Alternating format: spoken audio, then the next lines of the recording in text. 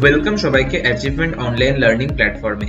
আজকে আমরা পড়ব দশম শ্রেণীর ইতিহাসের দ্বিতীয় অধ্যায় সংস্কার, বৈশিষ্ট্য ও পর্যালোচনা। আগের লেসনে আমরা দেখেছি যে কি করে ভারতে ইংরেজদের শাসনের সূচনা হয় এবং কি করে ধীরে ধীরে আমরা জাতীয়তাবোধ জেগে ওঠে আমাদের মধ্যে এবং তার থেকে কি করে ভারত স্বাধীনতা পায় তার একটা সংক্ষিপ্ত পরিচয়, যেটা ছিল আমাদের পর্ব 1 এর সূচনা। পর্ব 1 নূতন সংঘবদ্ধতার অভিমুখে। তো আমাদের সেই পর্ব 1 এর মধ্যে যে 3টি অধ্যায় ছিল তার মধ্যে প্রথম অধ্যায় হলো সংস্কার, বৈশিষ্ট্য ও পর্যালোচনা। তো এই অধ্যায়ের সূচনা আমরা আগের লেসনে পড়েছি যে কোন পরিস্থিতিতে দাঁড়িয়ে আমাদের বাংলা অর্থাৎ তখনকার বাংলা, বিহার, উড়িষ্যাতে জাতীয়তাবাদের নবজাগরণের সূচনা ঘটে। তো চলো এই অধ্যায়ে আমরা এই বিষয়ে বিস্তারিত পড়ব। ঊনবিংশ শতকে ভারতের নবজাগরণের সূচনা ঘটে আমাদের বাংলার থেকে। দেখো, ভারতে ইংরেজ শাসনের সূচনা হয় কিন্তু বাংলার থেকে, এবং সে কারণে ভারতে যে জাতীয়তাবোধের বিকাশ ঘটে সেটাও কিন্তু শুরু হয় এই বাংলা থেকেই। আর এই নবজাগরণের আজ ইউরোপ থেকে এসে আমাদের বাংলাতে আছড়ে পড়েছিল ঊনবিংশ শতকে। 19 শতকে বাংলায় এই নবজাগরণ সৃষ্টির পেছনে সব থেকে বেশি হাত ছিল তখনকার সাময়িকপত্র, সংবাদপত্র ও সাহিত্যের। এবং তখনকার দিনের সাময়িকপত্র, সংবাদপত্র এবং সাহিত্যের মাধ্যমে সেই 19 শতকের বাংলার বহু ছবি কিন্তু প্রতিফলিত হয়। তো দেখো, এখন সমাজে সাময়িকপত্র বা সংবাদপত্র বা সাহিত্যের গুরুত্ব কি তা যদি আমরা এখনকার দিনে দাঁড়িয়ে আমাদের জীবনে ফেসবুক নিউজের গুরুত্ব কি তার সাথে তুলনা করি, তাহলে হয়তো তোমাদের বুঝতে অনেকটা সুবিধা হবে। এখনকার দিনে আমাদের চারপাশে কি হচ্ছে না হচ্ছে সমস্ত কিছু আপডেট আমরা কোথা থেকে হয়?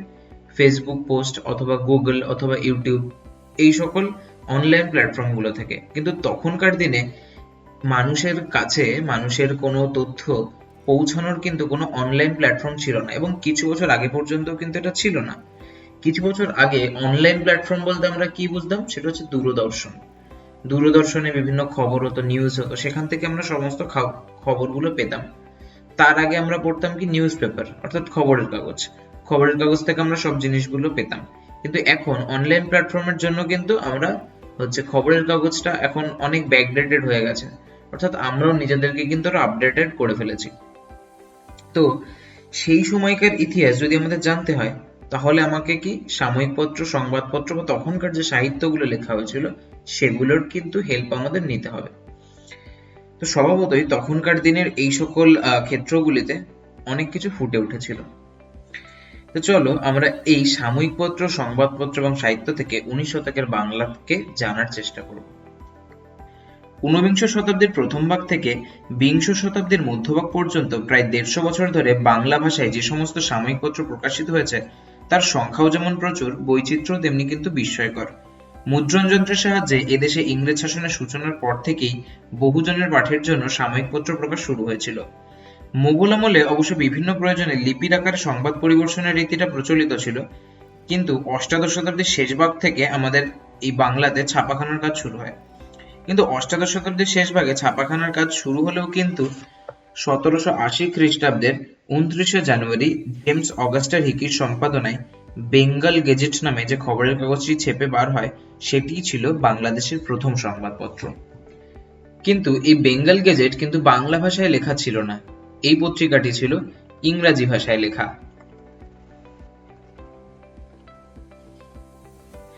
এবং এই বেঙ্গল গেজেটই কিন্তু ছিল আমাদের প্রথম সংবাদপত্র।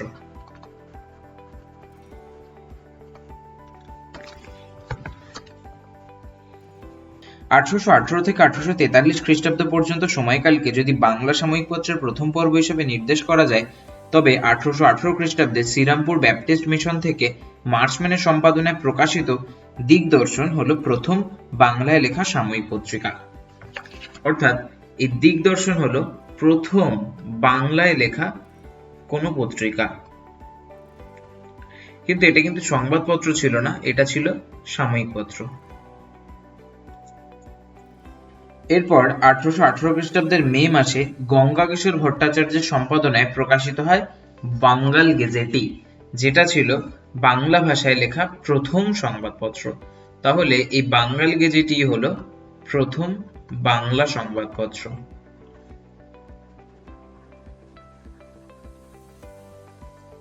অবশ্য এই বাঙ্গাল গেজেটের প্রকাশকাল নিয়ে কিন্তু অনেকের মধ্যে মতভেদ রয়েছে।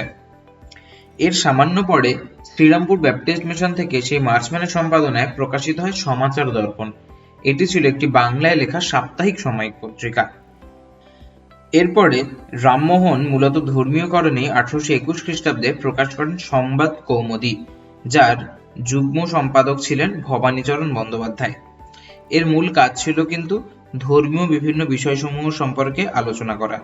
কিন্তু পরবর্তীকালে মতানৈক্যের কারণে 1822 খ্রিস্টাব্দে ভবানীচরণ বন্দ্যোপাধ্যায় এখান থেকে বেরিয়ে এসে তৈরি করেন নিজের সম্পাদিত নতুন পত্রিকা সমাচার চন্দ্রিকা, যেটারও আলোচ্য মূল বিষয় ছিল ধর্মীয় ভাবধারা। এরপর 1822 খ্রিস্টাব্দে রাজা রামমোহনের সম্পাদনায় প্রকাশিত হয় আরো একটি সাপ্তাহিক সাময়িক পত্রিকা, যার নাম ছিল মিরাত উল আকবর। এর পরবর্তীকালে সব থেকে জনপ্রিয় পত্রিকা ছিল 1831 খ্রিস্টাব্দে কবি সাংবাদিক ঈশ্বরচন্দ্র গুপ্তের সম্পাদনায় প্রকাশিত সংবাদ প্রভাকর। এই সংবাদ প্রভাকর পত্রিকাটি এত জনপ্রিয় হয়েছিল যে এটি প্রথমে মাসিক, পরে সাপ্তাহিক এবং তারপরে দৈনিক পত্রিকা হিসেবে প্রকাশিত হতে থাকে। তাহলে এই ঘটনা থেকেই বোঝা যাচ্ছে যে তখনকার দিনে সমাজে সংবাদপত্র কিরকম প্রভাব ফেলেছিল। তো চলো এখন আমরা এইরকমই কিছু পত্র-পত্রিকা নিয়ে বিস্তারিতভাবে আলোচনা করব। তো প্রথমে আমরা জানবো বামাবোধিনী পত্রিকা সম্পর্কে। ব্রাহ্মনেতা কেশবচন্দ্র সেন ছিলেন ঊনবিংশ শতাব্দীর বাংলার নারী প্রগতির অন্যতম প্রবক্তা। মূলত তারই অনুপ্রেরণায় একদল যুবক 1862-63 খ্রিস্টাব্দ নাগাদ অন্তঃপুরস্থ মহিলাদের শিক্ষাদানের উদ্যোগ নেন। পাশাপাশি তাদেরই প্রয়াসে 1863 খ্রিস্টাব্দের আগস্ট মাসে বামাবোধিনী নামে একটি প্রতিষ্ঠান স্থাপিত হয়, যার নাম ছিল বামাবোধিনী সভা। প্রকৃতপক্ষে এই সভারই মুখপত্র ছিল বামাবোধিনী পত্রিকা, যা আগস্ট মাসে 1863 খ্রিস্টাব্দে প্রথম প্রকাশিত হয়। এই পত্রিকার স্বত্বাধিকারী এবং সম্পাদক ছিলেন আরেক ব্রাহ্ম সমাজের আরেক নেতা উমেশ চন্দ্র দত্ত। এই পত্রিকাটি স্বভাবতই কলকাতা থেকে বাংলা ভাষায় প্রকাশিত হতো। এই পত্রিকাটি 1923 খ্রিস্টাব্দ পর্যন্ত নিরবিচ্ছিন্নভাবে প্রকাশিত হয়েছিল। পত্রিকাটির নাম দেখে অনুমান করা যায় যে মূলত স্ত্রী জাতির উন্নতিকল্পে এই পত্রিকাটির জন্ম হয়েছিল। দেখো, বামা মানে হচ্ছে নারী, আর বোধনী এসছে বোধন থেকে, অর্থাৎ নারীর বোধন, সেখান থেকে বামাবোধিনী নামটার উৎপত্তি। তো এই সময় এরকম নারীদের নিয়ে আরো একটি পত্রিকা বেরিয়েছিল, যেমন হচ্ছে দ্বারকানাথ গঙ্গোপাধ্যায়ের অবলা বান্ধব হচ্ছে এর উৎকৃষ্ট উদাহরণ। এই বামাবোধিনীর প্রধান উদ্দেশ্যগুলো কি ছিল চলো দেখে নিই। এর প্রধান উদ্দেশ্য ছিল সমাজে স্ত্রী জাতির উন্নতি, নারী শিক্ষার প্রচার, নারীদের যাবতীয় সমস্যার সমাধান। এই পত্রিকার প্রত্যেক পাতার ওপরে লেখা থাকতো কন্যা এবং পালনিয়া এই সংস্কৃত শ্লোকটি। এখন দেখো, এই পত্রিকার প্রধান যে সীমাবদ্ধতাটা ছিল সেটা হলো এটি স্ত্রী শিক্ষায় উদ্যোগী হলেও এর প্রকৃত উদ্দেশ্য কিন্তু ছিল মহিলাদের সুগৃহিণী, আদর্শ পত্নী ও সুমাতা হতে উৎসাহিত করা। এই পত্রিকার প্রত্যেক পাতার ওপরে লেখা থাকতো কন্যা এবং পালনিয়া এই সংস্কৃত শ্লোকটি। এখন দেখো, এই পত্রিকার প্রধান যে সীমাবদ্ধতাটা ছিল সেটা হলো এটি স্ত্রী শিক্ষায় উদ্যোগী হলেও এর প্রকৃত উদ্দেশ্য কিন্তু ছিল মহিলাদের সুগৃহিণী, আদর্শ পত্নী ও সুমাতা হতে উৎসাহিত করা। তো এই প্রসঙ্গে আমরা আরো একটি পত্রিকা সম্পর্কে আলোচনা করতে পারি, যেটির নাম হলো হিন্দু প্যাট্রিয়ট। ঊনবিংশ শতাব্দীতে প্রকাশিত পত্রিকাগুলি ছিল বিভিন্ন ধরনের। কোনটি ছিল দেশীয় ভাষায় প্রকাশিত এবং দেশীয় মালিকানাধীন, আবার কোনটি ছিল ইংরেজি ভাষায় প্রকাশিত অথচ দেশীয় মালিকানাধীন, আবার বাকিগুলির মধ্যে ছিল ইংরেজি ভাষায় প্রকাশিত ও ইংরেজি মালিকানাধীন। দেখো, প্রথম দুই শ্রেণীর কাগজ যেটা কিনা দেশীয় ভাষায় প্রকাশিত এবং দেশীয় মালিকানাধীন, আবার হচ্ছে বিদেশি ভাষায় প্রকাশিত অর্থাৎ ইংরেজি ভাষায় প্রকাশিত কিন্তু দেশীয় মালিকানাধীন, সেই দুই শ্রেণীর কাগজের ক্ষেত্রেই ভারতীয়দের আশা আকাঙ্ক্ষার কথা তুলে ধরা হতো। কিন্তু বাকি কাগজ যেটা কিনার মালিকানা দেশীয় ছিল না অর্থাৎ ইংরেজ মালিকানায় প্রকাশিত হতো, সেগুলো কিন্তু ভারতীয়দের সমালোচনায় মুখর ছিল। তো এই সকল পত্র-পত্রিকার মধ্যে দ্বিতীয় শ্রেণীর অর্থাৎ দেশীয় মালিকানায় প্রকাশিত ইংরেজি পত্রিকা হলো হিন্দু প্যাট্রিয়ট। যা মধুসূদন রায় এবং গিরিশচন্দ্র ঘোষের উদ্যোগে 1853 খ্রিস্টাব্দের 6 জানুয়ারি প্রকাশিত হওয়া শুরু হয়। এই হিন্দু প্যাট্রিয়ট তার সূচনা লগ্নে কিন্তু ইংরেজি সাপ্তাহিক পত্রিকা হিসাবে প্রকাশিত হতো। এরপর 1855 খ্রিস্টাব্দের 5 জুলাই থেকে 1861 খ্রিস্টাব্দ পর্যন্ত হরিশচন্দ্র মুখোপাধ্যায়ের কাছে কিন্তু হিন্দু প্যাট্রিয়টের সম্পাদনার দায়িত্ব আসেন। হরিশচন্দ্র মুখোপাধ্যায় কিন্তু প্রথম থেকে হিন্দু প্যাট্রিয়টের সঙ্গে যুক্ত হয়েছিলেন, কিন্তু তিনি তার সম্পাদক ছিলেন না। 1855 খ্রিস্টাব্দে থেকে হরিশচন্দ্র মুখোপাধ্যায় সম্পাদক হিসেবে নিযুক্ত হন। আর এই সময় এই পত্রিকাটি বিপুলভাবে জনপ্রিয় হয় এই হরিশচন্দ্র মুখোপাধ্যায়ের আমলটাতে। এই সময় দেশের দরিদ্র চাষীদের উপর ইউরোপীয় নীলকরদের ভয়াবহ অত্যাচারের কাহিনী নির্ভীকভাবে তিনি তার হিন্দু প্যাট্রিয়ট মারফত জনগণের সামনে তুলে ধরেন। অমৃতবাজার পত্রিকার সম্পাদক শিশির কুমার ঘোষ বিভিন্ন গ্রামে ঘুরে ঘুরে তথ্য সংগ্রহ করে চিঠিপত্রের মাধ্যমে হিন্দু প্যাট্রিয়ট পত্রিকা প্রকাশ করতেন। ব্যারিস্টার মনমোহন ঘোষ এই পত্রিকার মাধ্যমে কিন্তু নীল চাষীদের সমর্থন জানিয়েছিলেন। এই হিন্দু প্যাট্রিয়ট পত্রিকার প্রধান উদ্দেশ্যগুলি ছিল বিভিন্ন রাজনৈতিক সংবাদ প্রকাশ করা এবং সেই সংবাদগুলির উপর বিভিন্ন শ্রেণীর মানুষের মতামত জানা এবং তা প্রকাশ করা, অর্থাৎ সবার সামনে তুলে ধরা। এছাড়া সরকারি শাসন নীতির ত্রুটিগুলি সম্পর্কে আলোচনা করা এবং সাধারণ জনগণকে সেগুলোর বিষয়ে অবগত করা, জমিদারদের অত্যাচার সম্পর্কে সবাইকে অবগত করানো। এছাড়া এইটা যখন সিপাহী বিদ্রোহ হয়েছিল তখন কিন্তু হিন্দু প্যাট্রিয়ট সিপাহী বিদ্রোহকে সমর্থন করেছিল। অনেকেই কিন্তু তখন সিপাহী বিদ্রোহীদের বিরুদ্ধে কথা বলেছিল, অথবা সিপাহী বিদ্রোহের পক্ষে কিন্তু কেউ মুখ খুলতে চায়নি অনেকেই উচ্চ সমাজ, কিন্তু হিন্দু প্যাট্রিয়ট কিন্তু সিপাহী বিদ্রোহকে সমর্থন করেছিল। আর হিন্দু প্যাট্রিয়টের সব থেকে যেটা বড় কাজ সেটা হলো নীল বিদ্রোহের সময় সবাইকে নীল বিদ্রোহের যে অত্যাচারগুলো হয়েছিল সেগুলো সম্পর্কে সাধারণ মানুষের সামনে খুব একদম জ্বলন্তভাবে তুলে ধরা। 1860 খ্রিস্টাব্দের 28 এপ্রিল থেকে হিন্দু প্যাট্রিয়ট পত্রিকায় হরিশচন্দ্র ইন্ডিগো ডিস্ট্রিক্টস বা নীল জেলা নামে একটা নতুন বিভাগই খুলে দিয়েছিলেন, যেখানে নিম্নবঙ্গের নীল সম্পর্কীয় খবরাখবর প্রকাশিত হতো। এইভাবে হিন্দু প্যাট্রিয়ট একাধারে বাংলার অর্থনৈতিক, রাজনৈতিক ও সামাজিক আন্দোলনে নেতৃত্ব দিয়েছিলেন। এই পত্রিকার সফলতার কথা বলতে গিয়ে বলা যায় যে হিন্দু প্যাট্রিয়টের ইতিহাস হলো নীল বিদ্রোহের ইতিহাস।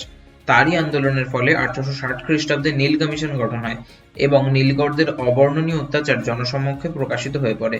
শেষ পর্যন্ত সরকার আইন পাশ করে বলে যে নীল চাষ প্রচার ইচ্ছাধীন।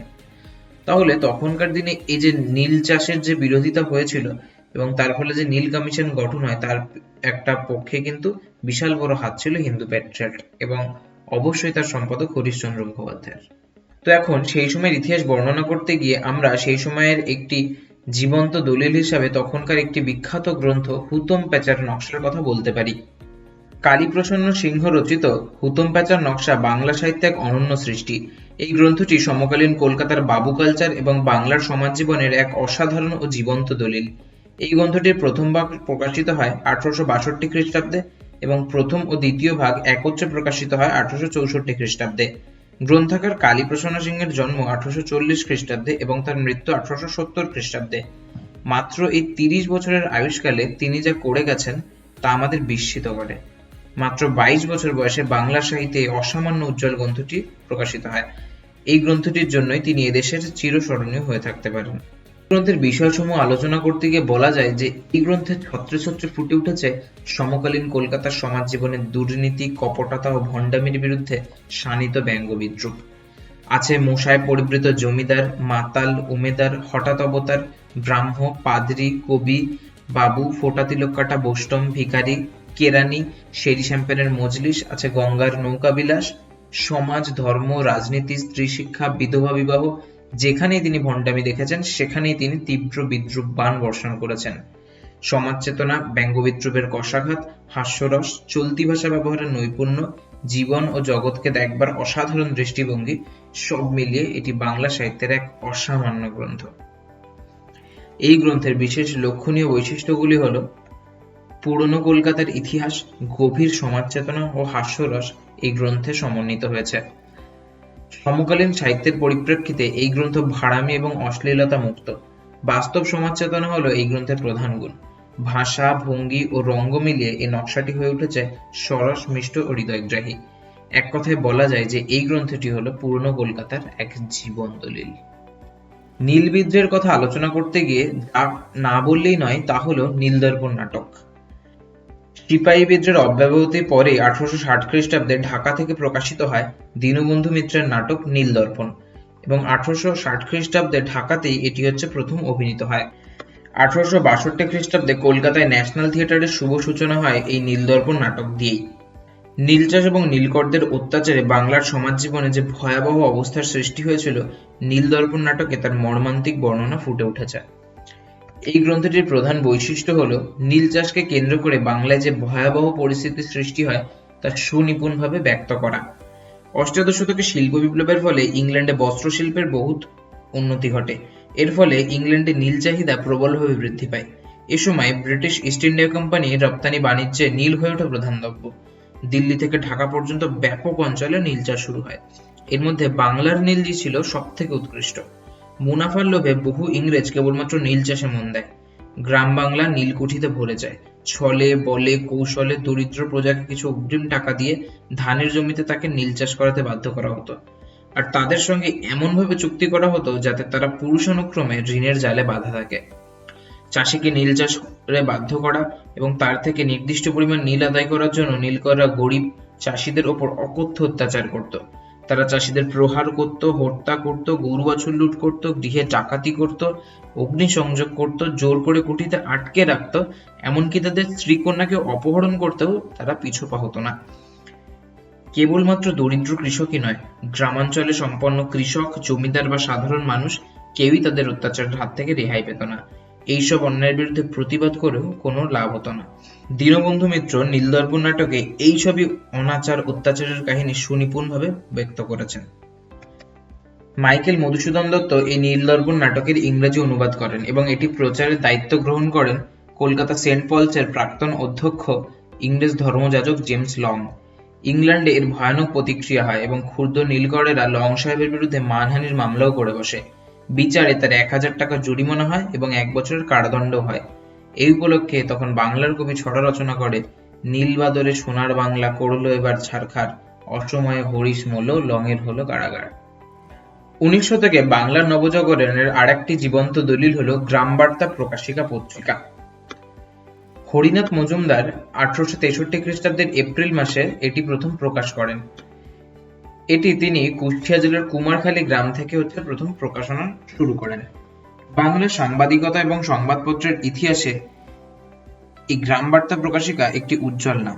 পিতৃমাতৃহীন অনাথ শৈশব এবং কৈশোরের তীব্র দারিদ্র্য এবং অনিশ্চয়তার সঙ্গে কঠোর সংগ্রামের পর স্বশিক্ষিত এবং স্বগঠিত এই মানুষটি বঙ্গীয় সাংবাদিকতার ইতিহাসে এক অনন্য নজির রেখে গেছেন। দারিদ্র্য তাকে কখনোই কিন্তু ছেড়ে যায়নি, তাই তো তিনি কাঙাল হরিনাথ। জাতীয় জাগরণের ওই দিনগুলিতে শহর কলকাতা নয়, তিনি বেছে নিয়েছিলেন দারিদ্র্য সমস্যা জর্জরিত গ্রাম বাংলাকে।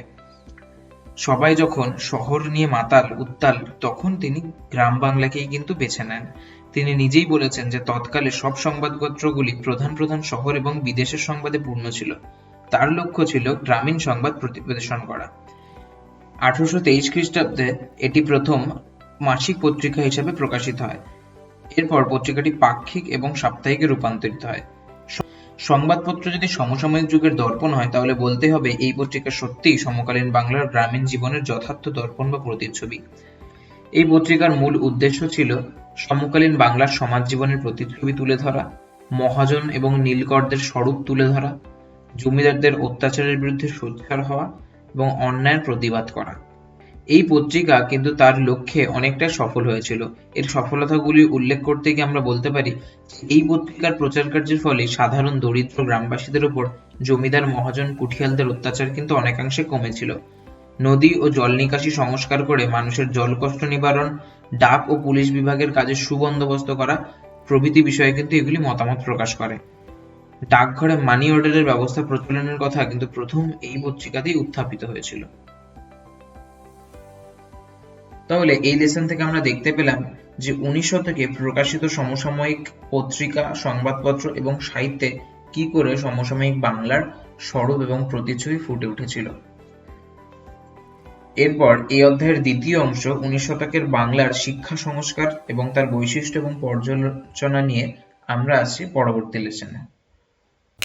করোনা পরিস্থিতিতে ক্ষতিগ্রস্ত হয়েছে আমাদের পড়াশোনা, বদলেছে আমাদের রোজকার কাজের গতি। কিন্তু থেমে থাকেনি সময়। আরও এক ধাপ এগিয়ে আমরা পড়েছি নতুন বছর 2021-এ, তাই তোমাকেও এগোতে হবে আরও সামনে। আর এই এগিয়ে যাওয়ার পথে তুমি কতটা প্রস্তুত?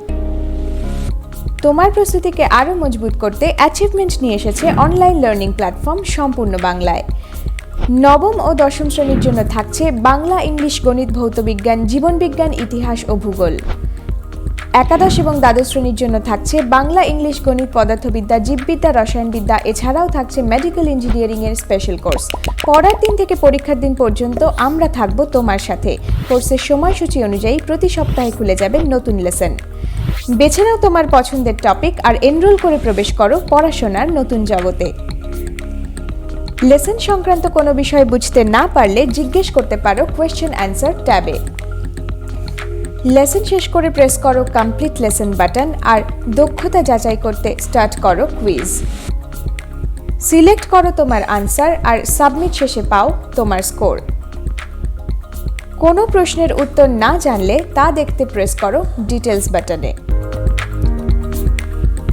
প্রতি মাসের কভার করা চ্যাপ্টারগুলির ওপর থাকছে অনলাইন এক্সামস। নির্দিষ্ট সময়সূচি অনুযায়ী এক্সাম উইন্ডোতে দেখতে পাবে তোমার টেস্ট। ভালো করে নির্দেশিকা দেখে নিয়ে শুরু করো টেস্ট। সিলেক্ট করো তোমার আনসার আর প্রেস করো সেভ অ্যান্ড নেক্সট বাটন। সময় শেষে অটোমেটিক সাবমিট নিয়ে নেবে এক্সাম উইন্ডো। নির্দিষ্ট দিনের রেজাল্ট উইন্ডোতে নাম ও রোল নাম্বার দিয়ে দেখতে পাবে তোমার ফলাফল। পরীক্ষার আগে বিশেষ প্রস্তুতির জন্য থাকছে সমস্ত বিষয়ের ওপর লাস্ট মিনিট নোটস। তোমার ফোন অথবা ল্যাপটপ থেকে প্রবেশ করো আমাদের ওয়েবসাইট achievement.com-এ আর আজই তোমার নাম এবং ইমেল আইডি দিয়ে রেজিস্টার করো সম্পূর্ণ বিনামূল্যে। এখন বাংলা থাকবে আরও এগিয়ে।